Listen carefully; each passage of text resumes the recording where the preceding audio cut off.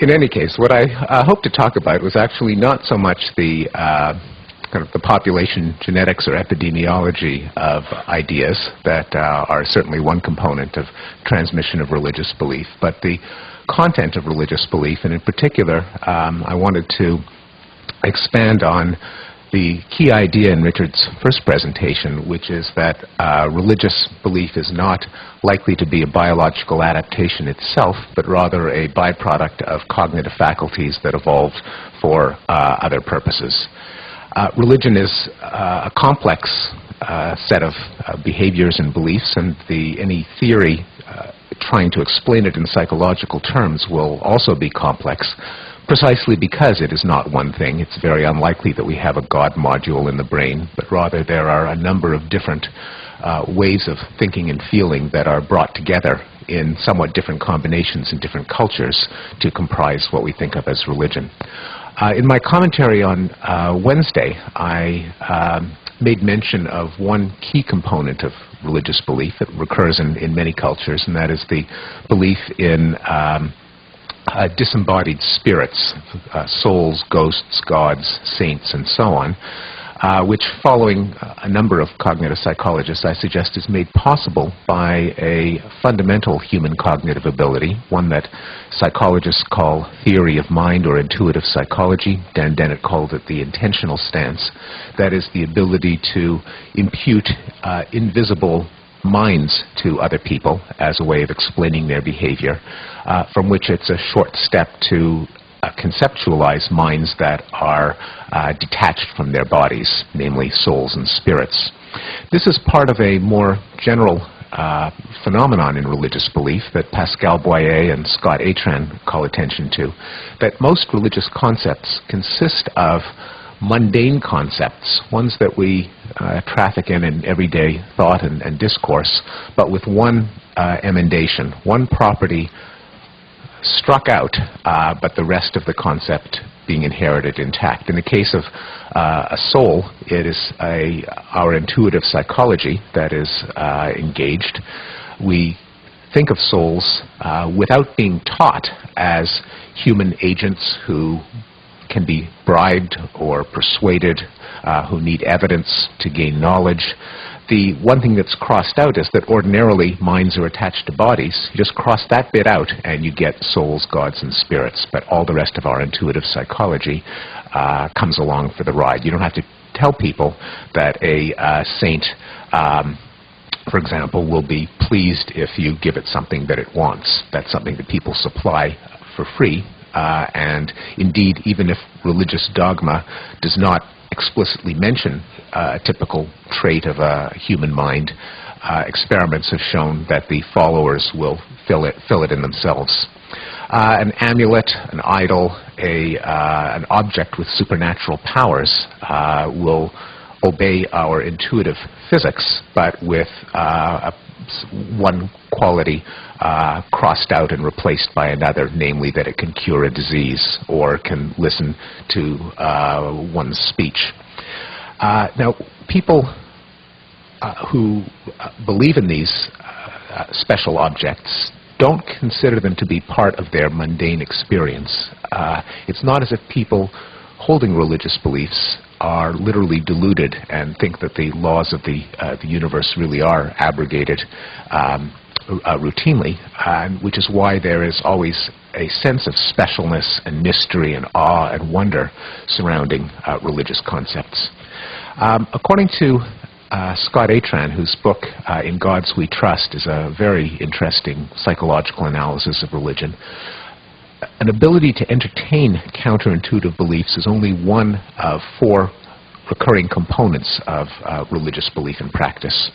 Another one is that once one is told of these special, awe-inspiring entities, one tends to link them to existential problems that all human minds can face, such as the certainty that we're going to die, the high probability that various tragedies will befall us, such as illness, defeat, betrayal, and that it's a natural connection for people with very strong desires to have some control over these existential issues in their life, to appeal to this mysterious world of wonders, the disembodied souls, objects with magical powers. A third component is that because these counterintuitive concepts with the promise of solving or addressing existential dilemmas can't be falsified or verified, the only way to reinforce a belief in them is by a shared avowal in ceremonial circumstances of those beliefs. You can't do an experiment, but you can get together with other people and affirm one's faith in it simultaneously. And this third component of religion is ceremony, ways in which a group of people share a common belief and also reinforce their solidarity as a group through a number of psychological techniques. Now, Richard alluded to explanations of religion in terms of group selection, namely that groups with particular beliefs might be more formidable in battle than those without such beliefs, and therefore like-minded groups will proliferate at the expense of ones without religious belief. Richard was skeptical of that kind of explanation, as am I, as is pt1, who points out that group solidarity in fact benefits individuals to the extent that defectors, cheaters, can be controlled, that a group of people acting together, and this for reasons explained very lucidly in Richard's book, The Selfish Gene, can enjoy a number of benefits of cooperation, but are always vulnerable to those who would seek to enjoy the advantages of group membership without contributing to the common welfare. And policing possible cheaters and defectors is the fundamental problem in group living among non-relatives. So religious systems often exploit our emotional and cognitive faculties in order to weed out defectors, to make sure that people who are enjoying the group benefits pay their cost. And one of them is public costly commitment. That is, to become a respected member of the group, you have to prove that you're willing to contribute to the to the commonweal by publicly making some sacrifice that is genuinely costly and genuinely hard to fake. Sacrificing your best animals, your best crops, as in the story of the binding of Isaac, your son. In real Jewish tradition, you hand over your newborn son and say, go ahead, cut off a piece of his genitals. Only people who are pretty serious about being a member of the group will be willing to make such a sacrifice. And those kinds of blood sacrifices are a ubiquitous element of a religion as a commitment device. Finally, the ceremonial aspect uses a number of perceptual and cognitive quirks of humans in order to help submerge the interests of the individual to the group.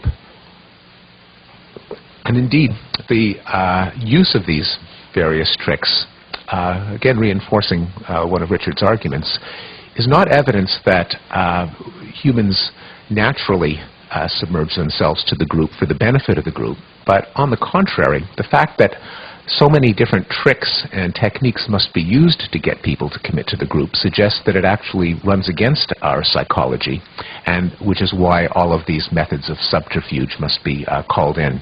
A number of them actually were summarized by an anthropologist named Alan Fisk, who points out that the kind of solidarity that is felt within a family, again for reasons that Richard explained in The Selfish Gene, basically that family members share genes, so genes that foster kin solidarity will be helping copies of themselves when they cause a person to aid a blood relative.